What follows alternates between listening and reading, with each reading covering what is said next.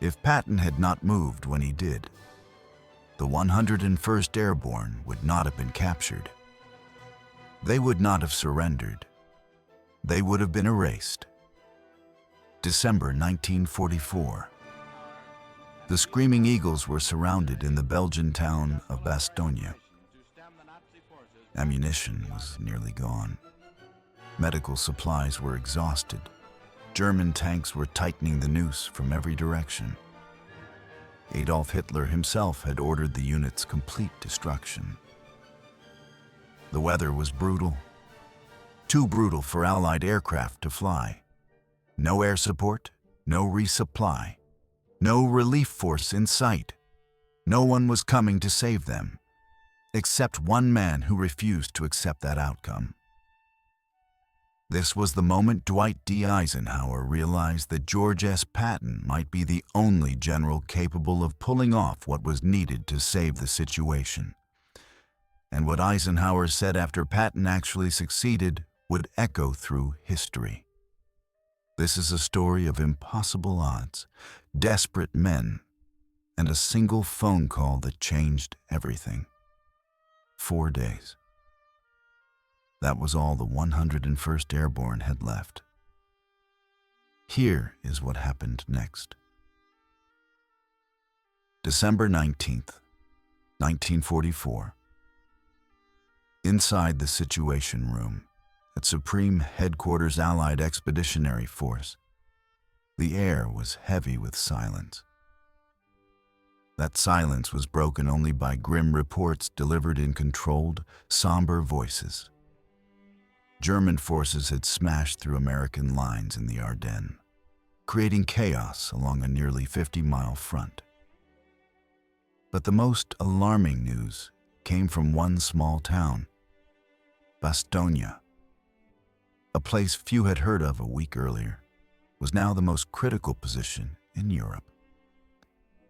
The 101st Airborne Division, reinforced by scattered elements of other units, was completely surrounded. More than 10,000 American soldiers were trapped with no clear route of escape. German forces outnumbered them nearly 3-1. Worse still, the weather had grounded Allied aircraft, cutting off air resupply and close air support, the lifelines paratroopers depended on to survive. Eisenhower stood before the map, studying the bulge in the Allied lines. His face showed deep exhaustion. He had barely slept since the German offensive began. Intelligence officers briefed him on the situation in Bastogne, and with every update, the picture grew darker. Riflemen rationed to 10 rounds of ammunition. Artillery shells almost gone. Medical supplies depleted. Wounded soldiers lying in frozen cellars. German attacks growing more intense by the hour. Eisenhower finally asked the question everyone feared. How long can they hold? The intelligence officer hesitated. Sir, realistically, 4 or 5 days, maybe a week at best. After that, they'll be out of ammunition and supplies. The Germans will overrun them.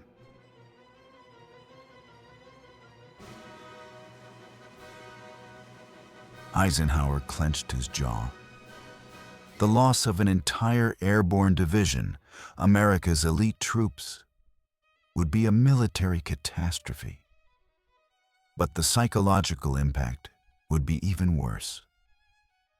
These were the men who had jumped into Normandy.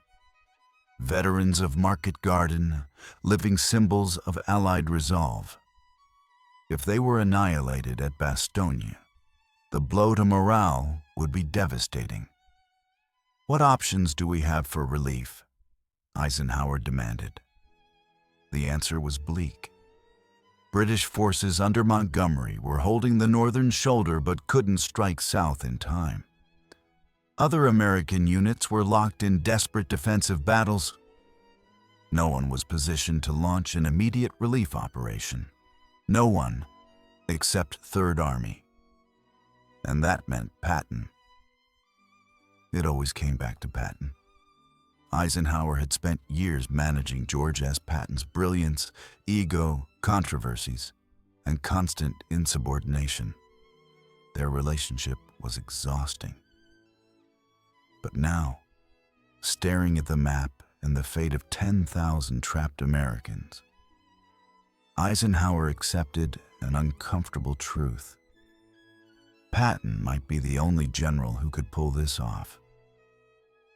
"Get me Patton," Eisenhower ordered. "Tell him to be in Verdun tomorrow for an emergency conference, and tell him to bring offensive plans. He'll know what that means." After the room cleared, Eisenhower stood alone. His aide, Harry Butcher, later recorded Eisenhower quietly speaking to himself. "George, for once in this goddamn war, do exactly what I need you to do. Those paratroopers are counting on you. America is counting on you. Don't let me down."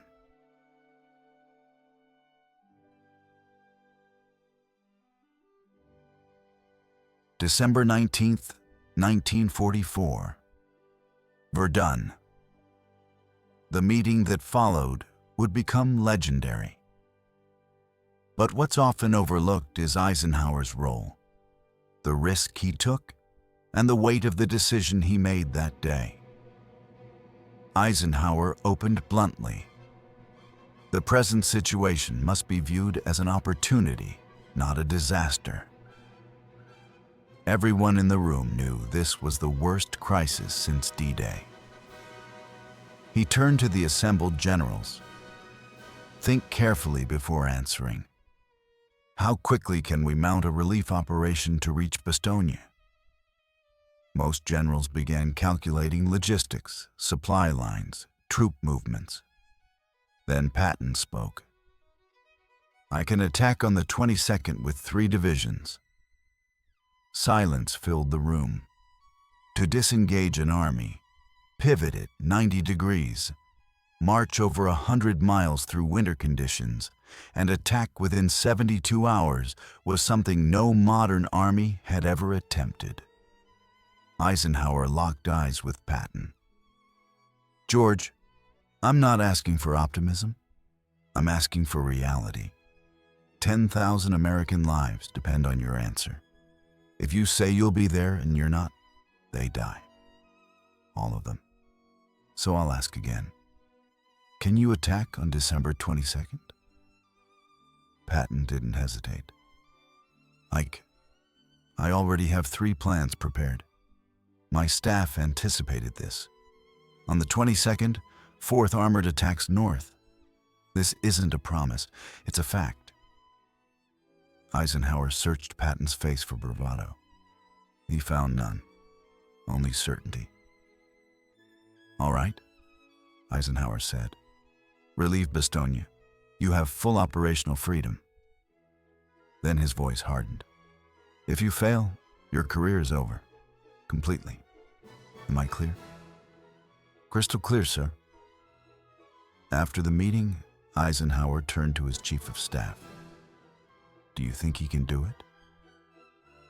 "It seems impossible," came the reply. Eisenhower nodded. "That's why I sent him."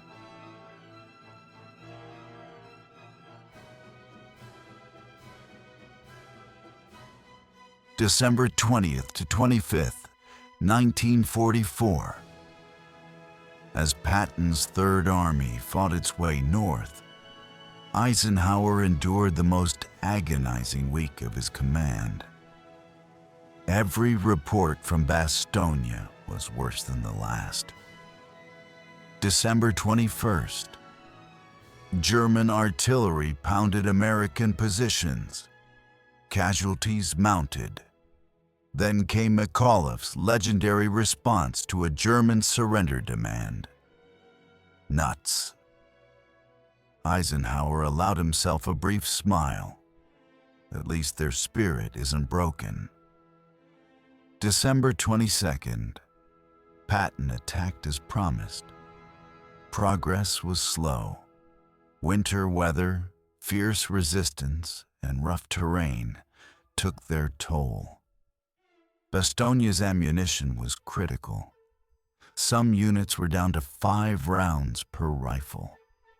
Medical supplies were nearly gone. Eisenhower messaged McAuliffe, "Hold at all costs. Relief is coming." Privately, he wrote in his diary, "I trusted George because I had no choice. Now I watch the clock and pray he gets there in time." December 23rd. The weather finally cleared. Aircraft dropped supplies. It bought time, but not much. December 24th, Christmas Eve. Eisenhower sat late into the night drafting condolence letters to families he hoped would never receive them. "I hope I don't have to send these," he said quietly. December 26th, 1944, 4:50 p.m. The phone rang. "Sir," the aide said, pale. "It's General Patton." "We're through," Patton said. "4th Armored made contact. Bastogne is relieved." Eisenhower couldn't speak. "You saved them," he finally said. "Thank God." Later, Eisenhower would reflect. They had 4 hours left, just 4. Bastogne was more than a military victory. It was the moment Eisenhower understood a timeless truth. Genius, however difficult, can be worth every frustration when it delivers the impossible. If this story moved you, hit the like button and subscribe to Traces of Valor. Your support keeps these forgotten heroes alive.